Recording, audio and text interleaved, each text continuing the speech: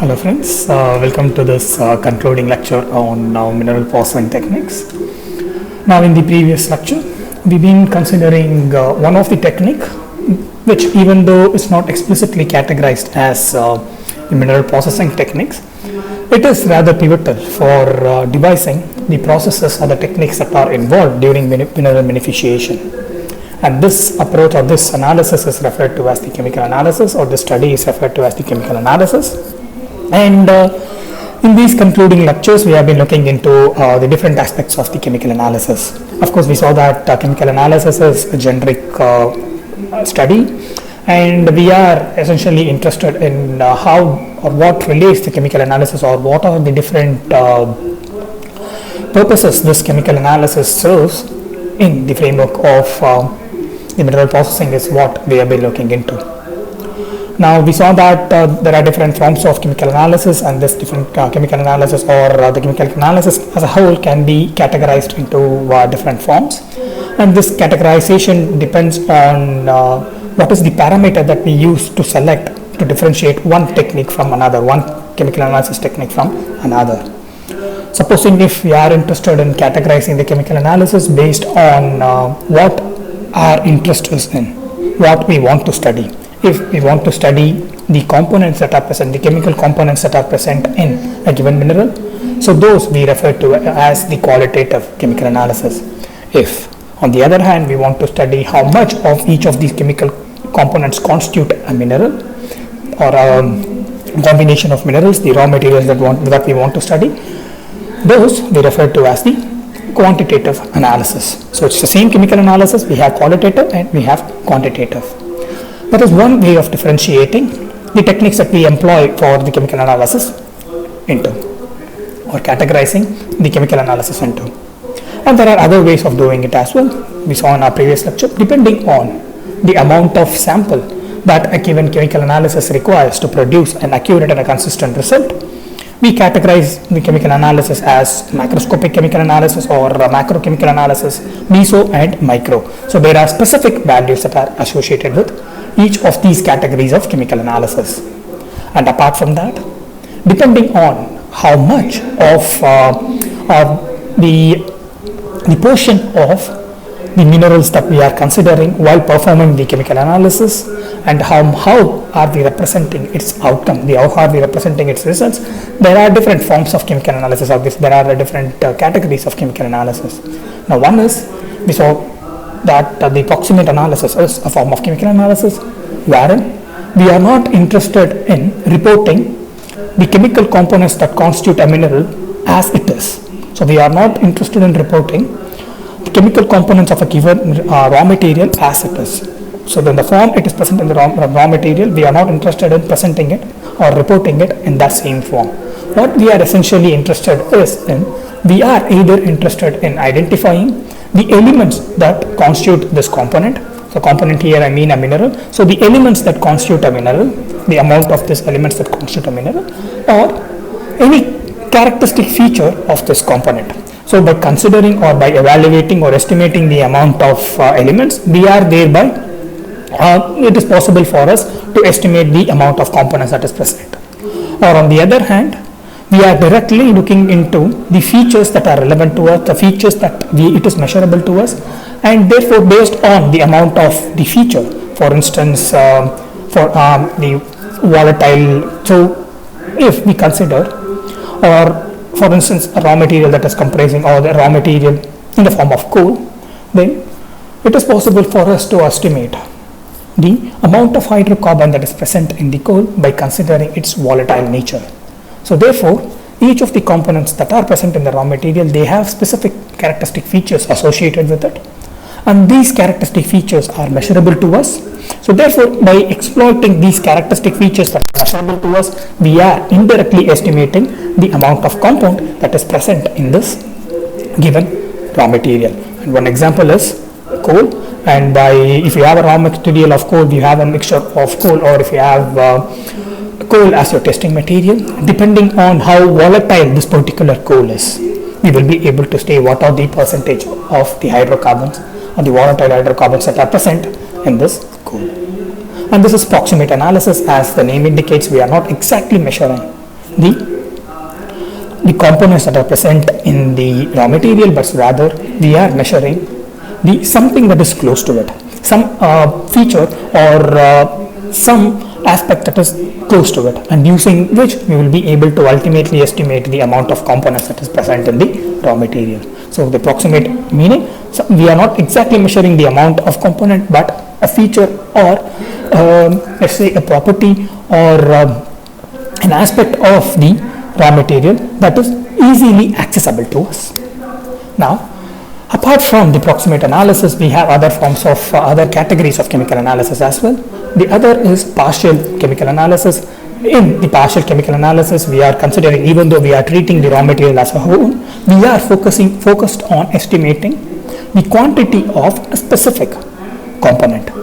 So if you have three different components that constitute, three different minerals that constitute the raw material, we are not estimating the quantity of each of these components, but rather we are estimating both the composition and also the quantity of either one or two. And in the same way, there is another form of chemical analysis which is referred to as the trace constituent analysis. So here it is a refined form of partial analysis, and what is done is the focus is even further narrowed down in trace constituent analysis, and we are exclusively focused on the trace components that are present in a raw material. And finally, we have a complete analysis wherein irrespective, we don't distinguish between larger component, we don't distinguish between minor component, major and minor component, we don't make that distinction, we don't refer to something as trace. We consider the raw material comprehensively, we consider all the components that constitute a raw material, and ultimately help identify or ultimately analyze the sample to identify each and every individual components that constitute the raw material. So these are the different categories of chemical analysis. We have chemical analysis qualitative or quantitative.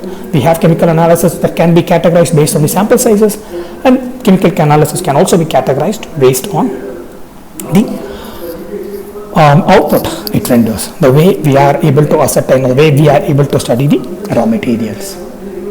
And the chemical analysis itself, as we have considered, is a generic term, and it's an evolving field. Depending on the material that you want to study, we develop appropriate chemical analysis, and since the field of material science and the metallurgy is ever expanding one, we often develop or extend the chemical analysis that can be employed to study a given material or a given alloy or a metal. Now, that being the case, the way it impacts our chemical analysis with reference to the mineral processing is that with extension or with the advancements in the technique associated with chemical analysis, it is our responsibility to choose the appropriate techniques to study or to analyze a given raw material. So we cannot go for one standard technique to understand or to analyze the raw material. So this technique that we adapt to study a given raw material should be appropriate, and it should render us an accurate result. And this accuracy should not be at the expense of the efficiency. So therefore, it is our responsibility to select an appropriate techniques that is both accurate and also efficient. So there needs to be a balance that needs to be arrived between accuracy and the efficiency, and this can be arrived by selecting an appropriate chemical analysis technique. Only when we choose a specific or an accurate, or rather an optimal chemical analysis technique based from the plethora of techniques that is available to us, only then we will be able to ensure that the accuracy and efficiency are rightly balanced. And in the previous lecture, we focused on, or we arrived at, or we began considering the different forms of chemical analysis, or the different techniques that constitute or that are available in the framework of chemical analysis. Within the chemical analysis, what are the different techniques that are available? And one way of analyzing the chemical components that are present in the raw material is referred to as the gravimetric analysis. In the gravimetric analysis, what we essentially have is we attempt to separate a specific component that is present in the raw material and weigh that component, and based on the weight of the component, we would be able to say the portion or the volume fraction of the component that is present in this batch of raw material. So the gravimetric analysis is rather straightforward, it is direct, and that is one of the advantage of this gravimetric analysis. What gravimetric analysis does is, for a given batch of raw material, it samples a specific portion that is indicative or representative of the whole batch of the raw materials, and it studies the sample by separating the required chemical component, by separating the required mineral. And once the successful separation is achieved of the required chemical component from the rest, this chemical component is weighed, and based on the weight of this chemical component, we have now a way to express the portion of this required chemical component in the entire batch. So it is rather a proportionality game, where depending on how much weight a given chemical component is present in the sample, we can extrapolate this result to understand how much of the specific chemical component is present in the overall raw material batch. Now, one form of performing this gravimetric or the gravimetric analysis. So, gravimetric analysis is an approach, and one way this approach can be adapted is through the precipitation method. So, we saw in our previous lecture, the way precipitation method operates is that we begin by dissolving. So, we begin by using a solvent to dissolve the sample. The entire sample is initially dissolved, and you arrive at a solution. So, by using the solvent, we arrive at a solution that includes the entire raw material. So, the entire raw material is now solved using, or rather it's turned into a solution by using an appropriate solvent. And to this solvent, or to this solution, we introduce an appropriate chemical reagent, and this chemical reagent enables us to precipitate only the desired chemical component. So again, the chemical component meaning the desired mineral. Our raw material comprises of several minerals, and there is one mineral that is of interest to us, and that is let us refer to that as the required mineral. And we want to identify what is the amount of the required mineral that is present in the overall raw material batch that we have received for processing. So in order to do that, we begin by sampling the raw material batch, and in that we rather dissolve this raw material using an appropriate solvent, and we introduce a reagent to precipitate only the desired or the required component. So the reagent that we add will not react with any other component, but it reacts only with the required component. And the way it reacts is, it reacts and forms a precipitate, and this precipitate is completely insoluble in the solution, so therefore it separates out from the solution. So what essentially we are doing is, we are inducing a chemical reaction between the required component, the required mineral, with a reagent. So this required mineral and the reagent, it chemically reacts and forms a precipitate that is completely insoluble in the solution. So therefore it is possible for us to physically separate this precipitate from the solution. Now once we are able to separate the precipitate from the solution, then we reverse the reaction that is introduced by the reagent. We reverse the reaction, meaning we transform the precipitate back to the required mineral. And once we have successfully transformed the precipitate to the required mineral, then we measure the required mineral, and now it is possible for us to state that this amount of required mineral, we weigh this required mineral that we have extracted from the precipitate, and now it is possible for us to state that this amount of required mineral is present in this amount of sample, and based on that we will be able to now state what is the predict, or rather estimate what will be the amount of required minerals in the overall batch of the raw material.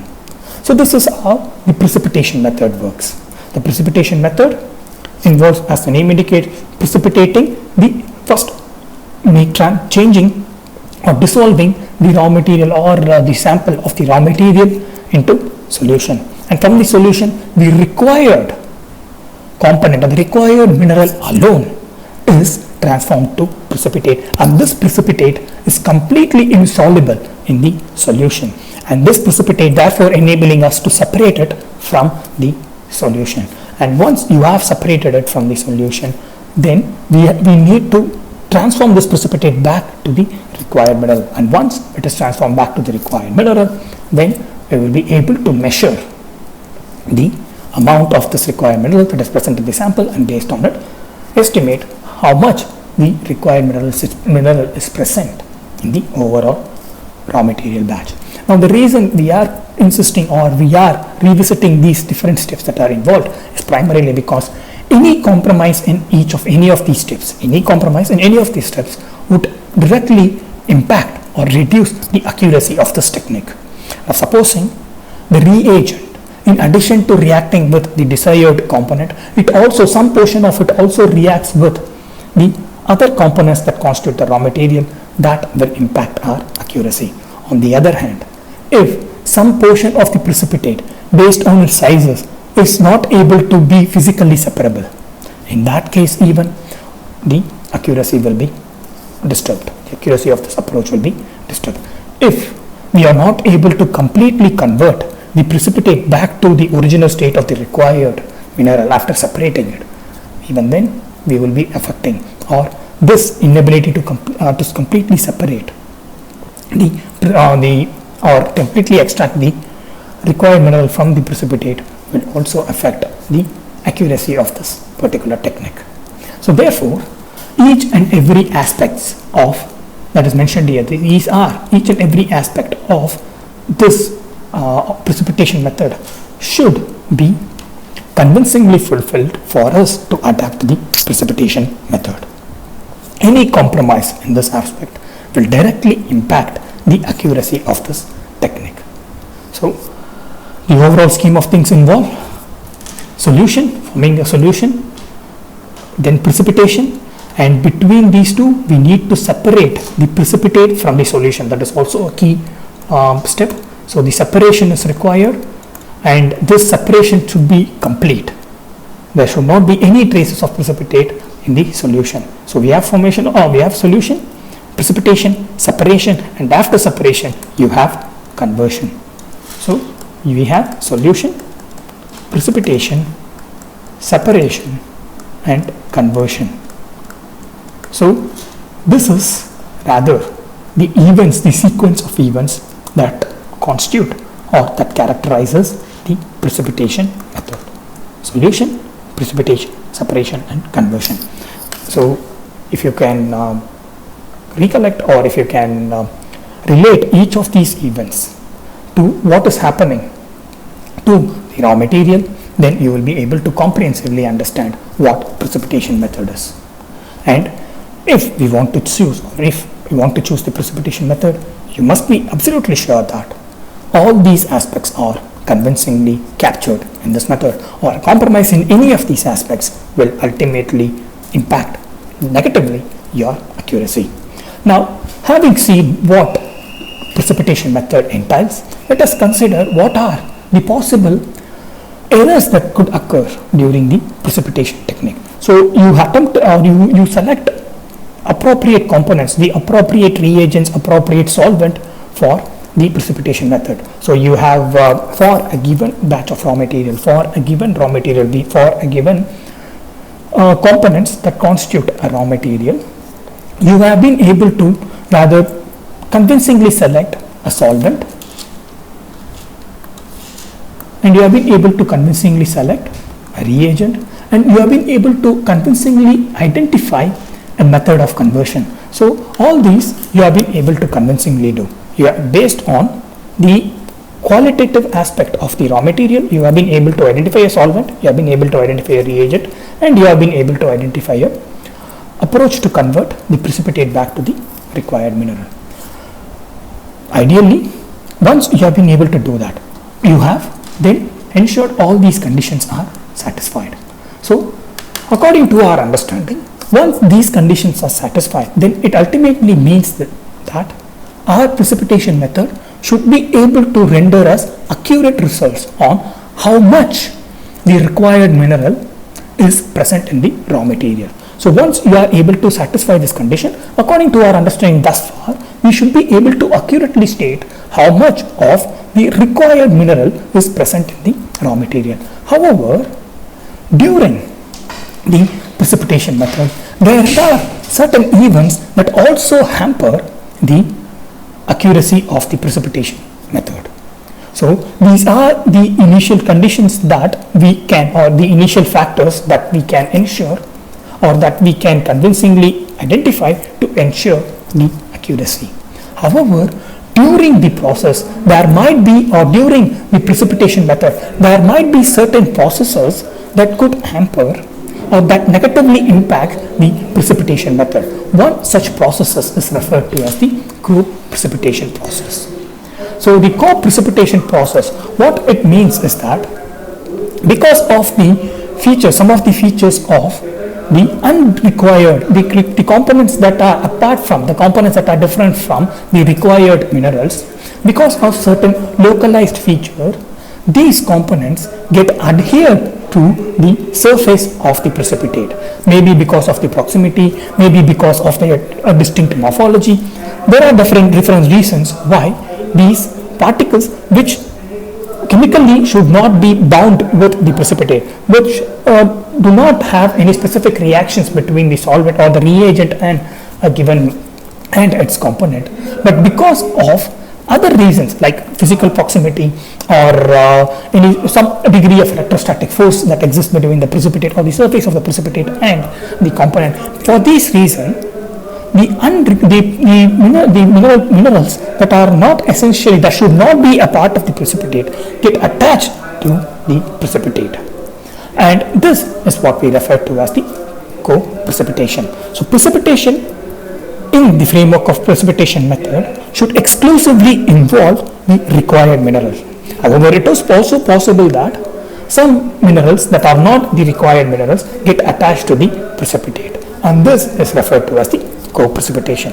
Now, the ways in which the co-precipitation occurs, either it can occur through an adsorption or it can form an occlusion. So what adsorption is, the concepts of adsorption we saw while considering the theory of froth flotation. Now the adsorption involves the adherence of a particle to the surface of another particle, the adherence of a given smaller particle, a given chemical component on the surface of a larger particle often.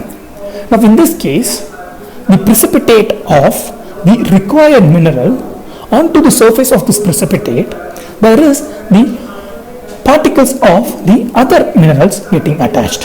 So if you differentiate the minerals into desired and undesired minerals, the precipitate comprises of exclusively the desired mineral, and to the surface of the precipitate of the desired mineral, we have the undesired minerals getting attached to them. Again, this could be physical adsorption or this could be chemical adsorption. The physical adsorption meaning maybe because of the electrostatic force between these two, the surface of the precipitate at a localized region and a given particle. These particles may get attached to the surface of the precipitate. So if you assume the surface of the precipitate to be black, this precipitate grows by attracting the other smaller precipitate. So the precipitate grows. So this is the precipitate of the desired particle or the desired mineral that we are interested in. So we want this precipitate to grow in order to separate all the desired mineral from the solution.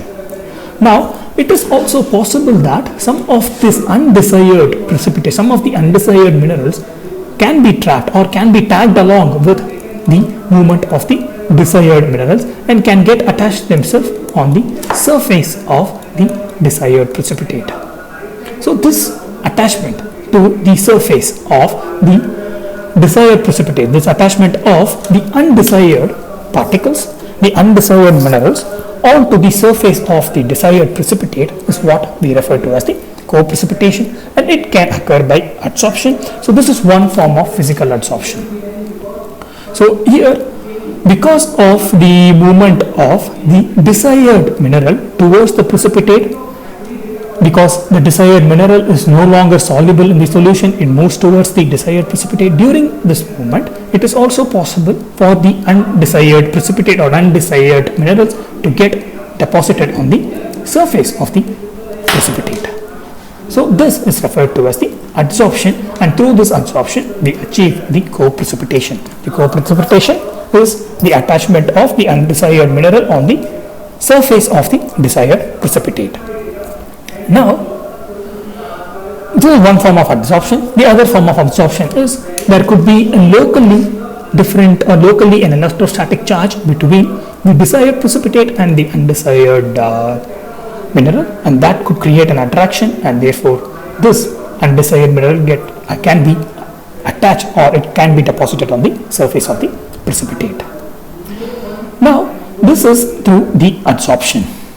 So there is a physical change, and because there is a physical reason for the undesired mineral to get deposited on the precipitate that exclusively comprises of the desired mineral.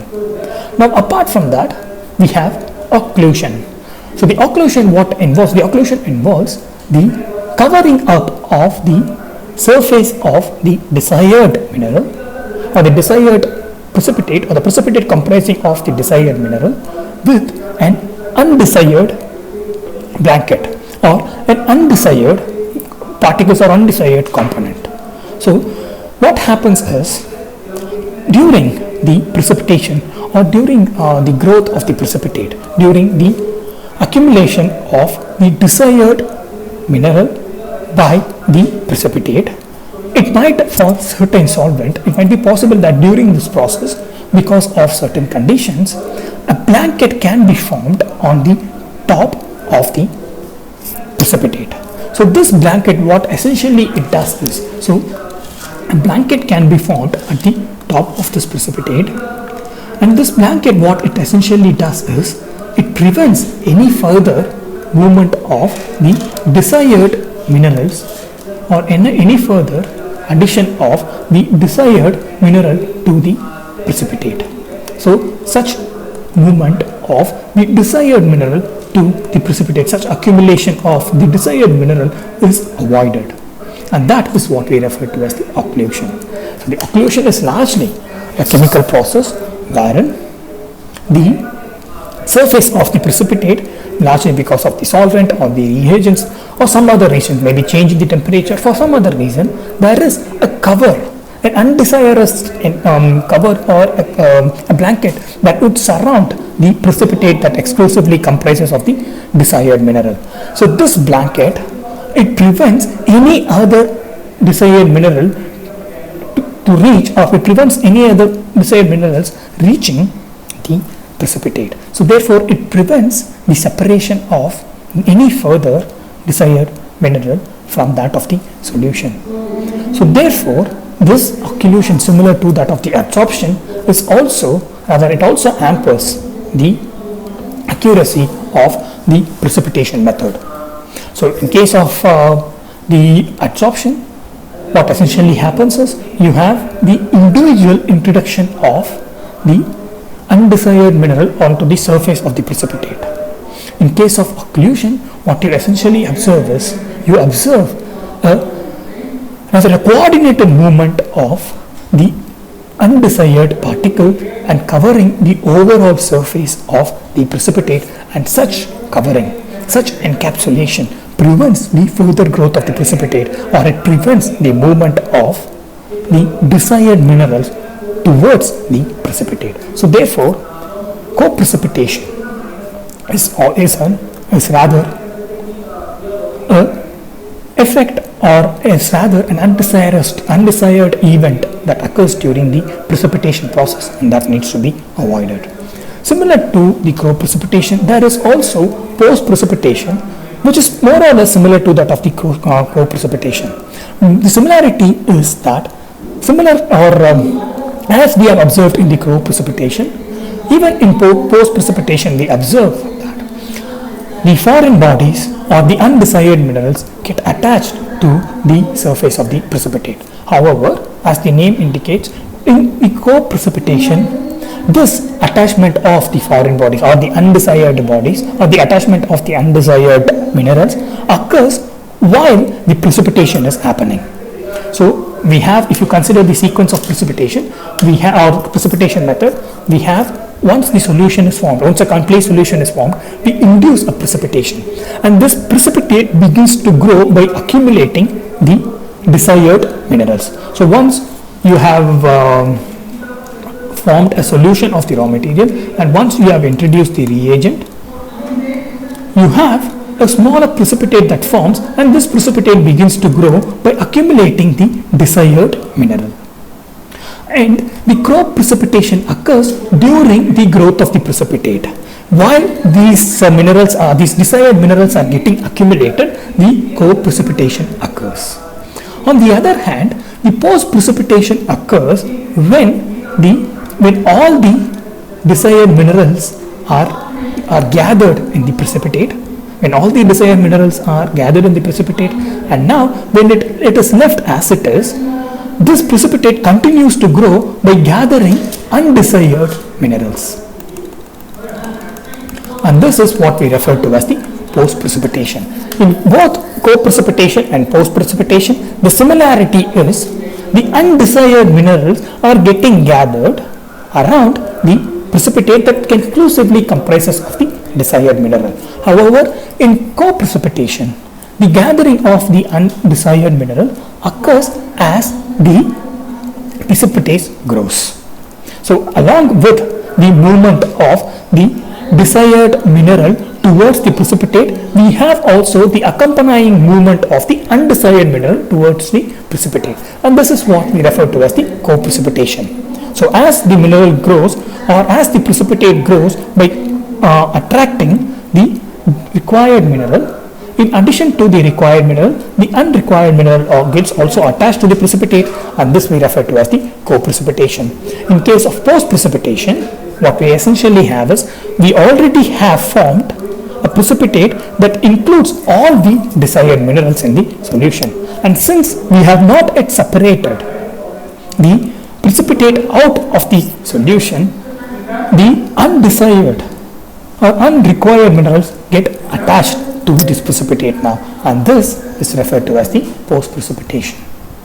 Now, the reason, even though the post-precipitation can be avoided by removing the precipitate once it is formed, or once the precipitate rather attracts all the desired mineral, if at that moment the precipitate is removed from the solution, it is possible for us to avoid the post-precipitation. However, since we do not know how much of the minerals are present a priori, we do not know what would be the distribution or size of this precipitate once it is formed. It is difficult for us to identify the exact moment to remove the precipitate from the solution, and therefore, if we prolong the suspension of the precipitate in the solution, then there is a possibility of the post-precipitation to occur. So these are the events that occur during the gravimetric analysis that hamper the accuracy of the precipitation method, in addition to the factors that can be easily governed. Now, what we essentially seen is we have essentially considered or looked into, in principle, the different aspects, the critical aspects of the way to govern the precipitation method. And apart from that, we saw there are, in addition to these critical aspects, there are events that occur during precipitation that impact our overall accuracy of the precipitation method. Now, we will wind up this discussion on the precipitation method by considering one example. So, one example of wherein the precipitation method is used is to identify the amount of iron that is present in a given raw material.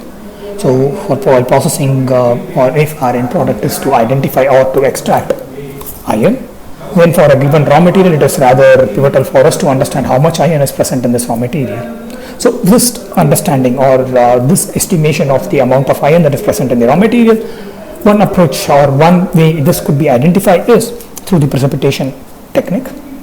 And here we solve the entire raw material using ammonia, and when we do that, the iron gets transformed to iron oxide and it forms a precipitate, and this precipitate is rather separated, and this precipitate, from the precipitate, the iron is initially extracted out. From the iron hydroxide, the iron is separated out and it is measured.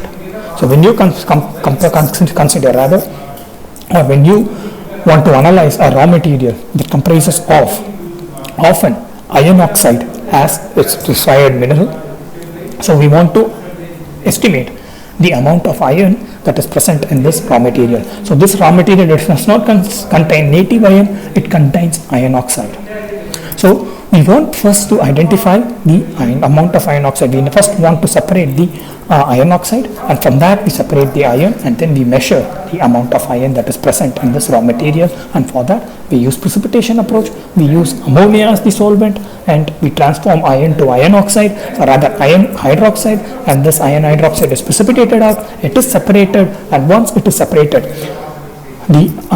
this conversion is introduced. That is, the iron hydroxide is converted back to iron, and the amount of iron is measured.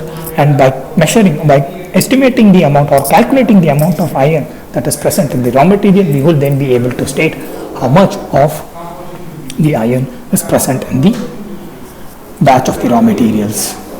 Now, what we have seen is the different critical aspects we have seen in the precipitation method.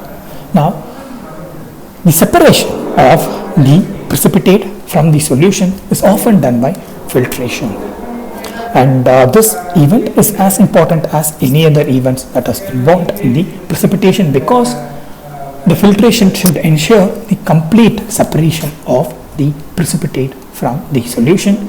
So this is involved here, and the technique that is employed to completely separate the precipitate from the solution is referred to as the filtration.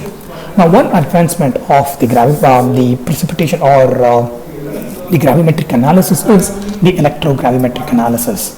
So what electrogravimetric analysis does is, here instead of rashly relying on the chemical reagents and solvents, even though we rely on solvents, instead of rashly relying on the chemical reagent for the precipitation and for the separation, we employ the particular electrodes or specific electrodes in order to bring about the separation of the desired mineral from that of the solution. So here the solvent is involved, the solution is produced. However, the role of the chemical reagents is reduced. If at all if a role is involved, that role is rather minimized, so that the negative events like the co-precipitation and the post-precipitation is avoided. Often it is identified that the co-precipitation and the post-precipitation are largely introduced because of the involvement of different chemical reagents. So in order to avoid the extensive role of the chemical reagents, the electrogravimetric analysis is employed. And electrogravimetric analysis, the overall scheme of event remains the same. However, here instead of using chemical reagents, we are replacing the chemical reagents with appropriate electrodes. So you have the electrodes that are introduced in the solution. These electrodes, they might introduce the precipitation, or they might directly introduce the separation of the desired or the required mineral from that of the solution. So the required mineral get deposited onto these electrodes, thereby establishing a separation from the solution. So because this separation is rather, instead of being a chemical separation, instead of being a precipitation, instead of being dependent on the reagent, since it is heavily or it is primarily dictated by the electrolytic forces, what we essentially observe is, an exclusive or a complete separation of the required minerals from the rest. So the accuracy or the complete separation or the complete deposition of the required mineral in the raw material is extensively observed, or more accurately observed, in the electrolytic deposition. So here, instead of waiting for the precipitate and instead of then filtering the precipitate, what we observe is, you have a solution, and this solution comprises of undesired and desired minerals, and you introduce appropriate electrodes, and because of this electrodes there is electrolytic reaction that is introduced, and the desired minerals get deposited onto these electrodes, thereby establishing an exclusive or a more convincing separation of the desired minerals from the rest. Now, One advantage of this electrolytic deposition is we can avoid both co-precipitation and post-precipitation, which are largely introduced by the involvement of several chemicals. The chemical that is involved in the solvent, the chemical that is involved in the reagent. So because we have avoided the extensive role of these chemicals, these two, co-precipitation and the post-precipitation, to some degree can be avoided. And secondly, the number of different steps that are required to achieve the separation is reduced because we don't need a separate filtration, we don't need a separate separation. A distinct separation is not required. And apart from that, all the advantages of the gravimetric analysis, that being direct, that being rather inexpensive, all these are found in the electrogravimetric analysis as well. Now, even though the electrogravimetric analysis requires some electrodes, when you consider the reduction in the number of events, there is a right degree or the advantages of both gravimetric and electromagnetic analysis, they are on the same par. So, depending on the raw material that we have, we can either go for gravimetric analysis or electrogravimetric analysis. But both these we can go for precipitation method or electrogravimetric method. And the difference in the approaches in gravimetric, you exclusively depend on the weight, you exclusively depend on the chemical reagents. Here you have the combination. It is possible for us to dictate the role of the chemical reagents and appropriately introduce another medium for that could induce the separation.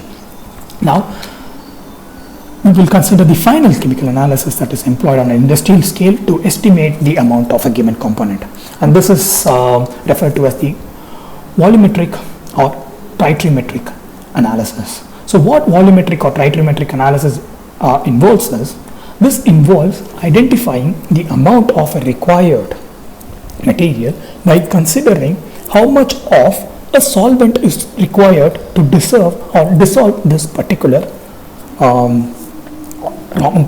chemical component. So supposing you have a raw material that comprises of different chemical components, and in that case for that raw material you attempt to dissolve this raw material by using a specific solution, and depending on the amount of a specific chemical component, the amount of this solvent that is being consumed, it varies.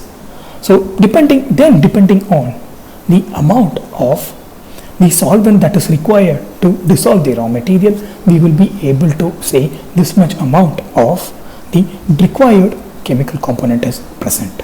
So let me repeat, you have a raw material that comprises of different chemical components. The solubility of this raw material in a specific solvent depends on the amount of a specific chemical component. So you have a mixture that comprises of A, B, C different chemical components. Each of these are minerals. The solubility of this entire mixture depends on the amount of A that is present.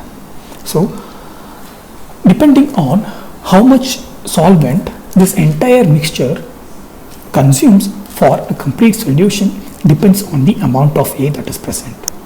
So then depending on amount of the solvent that is required to produce a complete solution of this mixture, then we will be able to estimate the amount of A that is present. So this is rather an indirect approach.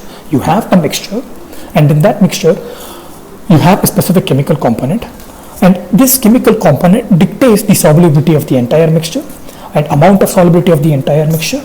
So therefore, depending on amount of solvent this mixture requires, we will be able to identify amount of this component that is present in this mixture.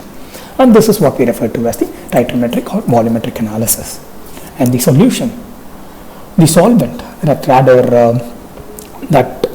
ensures, or that rather depends on the amount of the chemical component that is present in the mixture, or using which we are able to identify the amount of chemical component that is present in the mixture, is referred to as the titrant or the standard solution.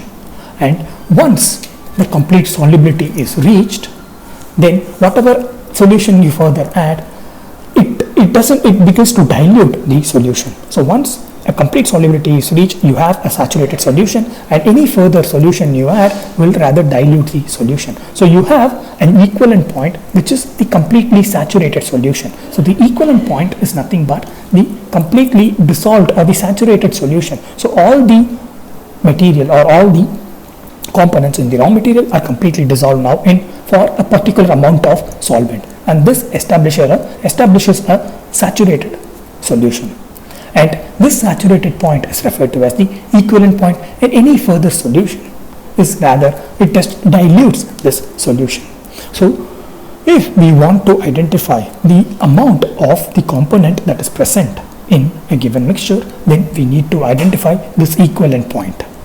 And this equivalent point, once this equivalent point is reached, then any subsequent addition of the solution should be distinct, and this is ensured by an appropriate indicator. Supposing we begin with say 10 grams of a mixture of raw material, and this 10 grams of mixture of raw materials requires 20 grams of solvent to form or to reach the equivalent point or to form a saturated solution. Now, any further addition of the solvent beyond 20 grams means we are diluting the entire solution. So based on this 20 grams of solvent, we will now be able to identify what is the amount of the required component that is present in the 10 grams of raw material.